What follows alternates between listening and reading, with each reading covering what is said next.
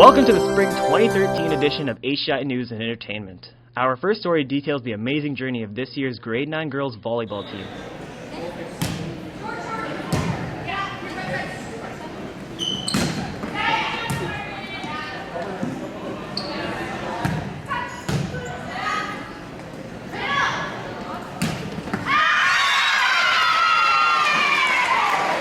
For the first time in HGI School's 15-year history, a Grade 9 volleyball team has won the Pembina Trails Division A Championship, led by coaches Mr. Boxstall, Mrs. Armstrong, and Mr. Peterson. The 2012 HGI Grade 9 girls volleyball team celebrated their remarkable regular season and playoff run with a 3-set victory over the Acadia Axemen in the finals to take home the championship. A season like this can be summed up in one word. Fantastic. The girls beat every team in the division and won the divisional championship. They entered 3 tournaments, never lost a single game, won all 3. They went to provincials, only lost against 2 schools, and were in the championship game. So the only thing they could have done was win the provincials for the perfect season. Otherwise, fantastic. Well, we had a terrific season. The girls, right from first day of practice, after the second day of school, they started working hard and preparing, and they carried through with some excellent play right to the middle of December with a finalist position in the provincials. So it was a great season. Season was good. We went to a bunch of different tournaments and the league games were pretty good. We won all of our league games, and the only time we lost the game was one of our first games during provincials. But I had fun, and I'm guessing a lot of the other girls had fun. The season was good. We ended up coming undefeated in our volleyball season and ended up winning our division. Last year we came in second after losing. So this year we really pulled it together and we played well as a team, and it was a pretty good game too. It felt really good because when I was in grade 8 we lost in the finals in the third match, so it felt really good to win this year, and yeah. I was really excited because last year we played St. Mary's in the finals and we lost in a very tough game. It was really close, so this year it was really good to win. It felt terrific. I told the girls all year it didn't matter where they placed. I wanted them to have fun, and I wanted them all to improve no matter what level they were at. And I feel very blessed to have such a talented team. They were very strong. They didn't take a lot of coaching. And I didn't want to say it early in the year, but I did expect them to win the divisional, and they did. So all the credit goes to the girls, I would say, for sure. Winning the divisional final, especially here at HGI, was really a great day. And it was for the girls Spikers division for grade 9, first divisional championship for quite a while. So yeah, a great result for HGI grade 9 girls team.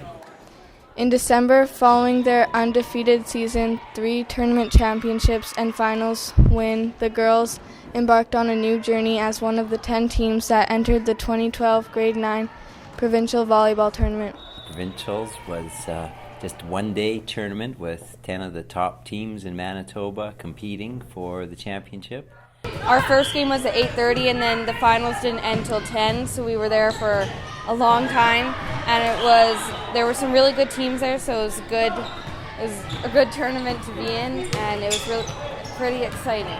We played 7 games, 14 matches, and it was a lot of work and it was a really long day, but it was fun to finally end the season with the girls, and we had a fun time. Provincials was such a long day. It was like 13 hours.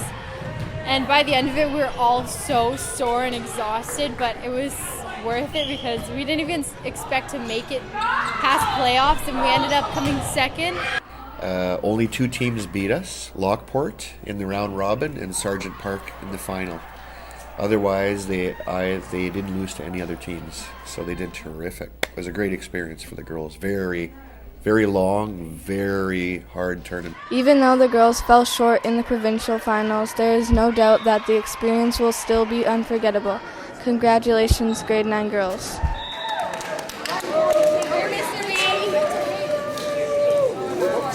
You got burned. You got burned.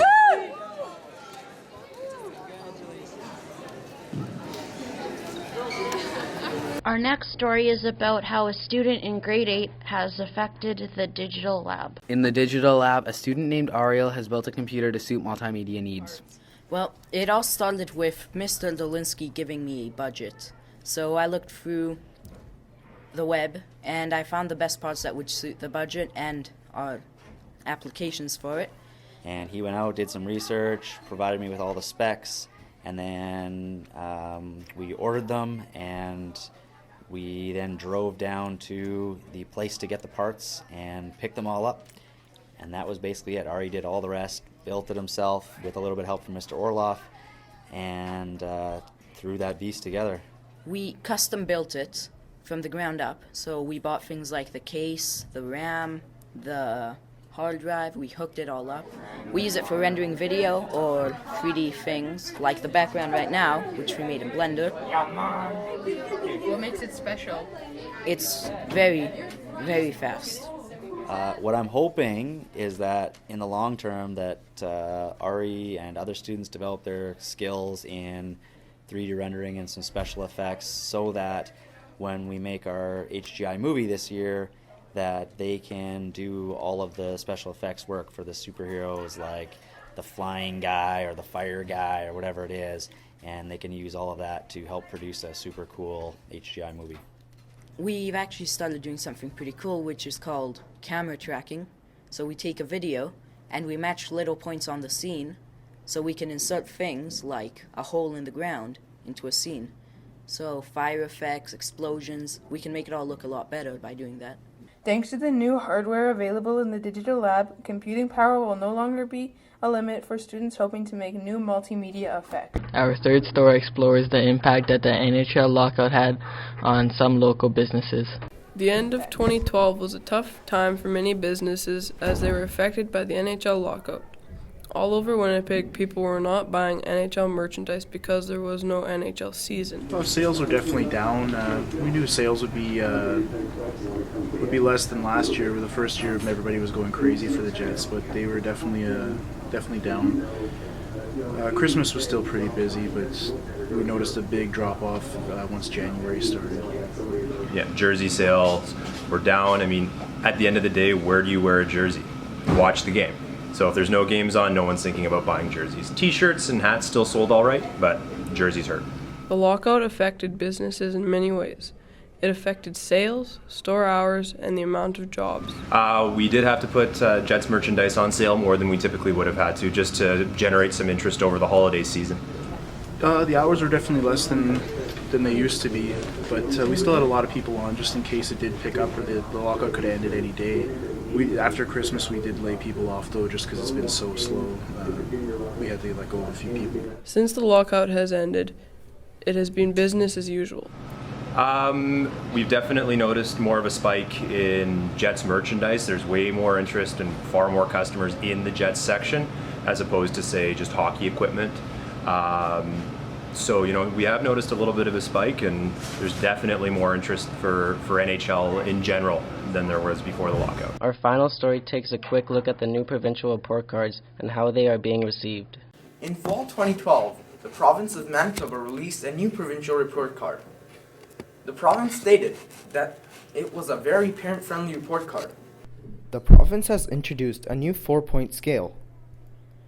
The 4-point scale consists of percents ranging from 50% to 100%.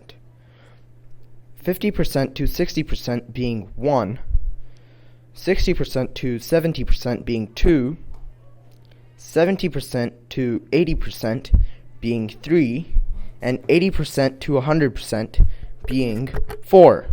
Personally, I like the old report cards better because on the new ones, the person who gets 100% gets the same mark as someone who gets an 80%. Well, I personally like the old report cards better because you could have any kind of mark, but these ones you round up or you round, mostly down. So, and then you have the same mark for someone who gets an 80% and someone who gets a 95%. The thing I like about the new report cards is how it's on a 1, 2, 3, 4 scale, so it's just easier to mark for the teachers, and it's just easier just to look at for a first glance. But the thing I don't like about the new report cards is how if you have you usually have to round down your marks. So if you have a 97, you have to round down to a 95. I'm very strongly opposed to these new report cards. I think they are a ridiculous statement to the students and the teachers. And I think that the scale to 1 to 4 is not a smart idea at all, and that the percentage is a much more convenient mark for the students. I actually like the new report cards better because it's broken down to the specific outcomes that are based with the curriculum. But there is one thing I don't like about it, and that's how we have that 4-point scale, which doesn't exactly equate to percentages, and our report card just requires us to use both the 4-point scale and the percentages. So it makes assessment just a little more confusing right now. We'll go through a few growing pains and we'll get it all hammered out very quickly. I prefer the new report cards because they are similar to the old ones, but they are a little more specific with the outcomes. What I don't like is that they have 2 different scales on them. I like the 1, 2, 3, 4, but I don't like that I have to put a percent in addition to the 1, 2, 3, 4. It doesn't make a lot of sense to have 2 different systems. The end.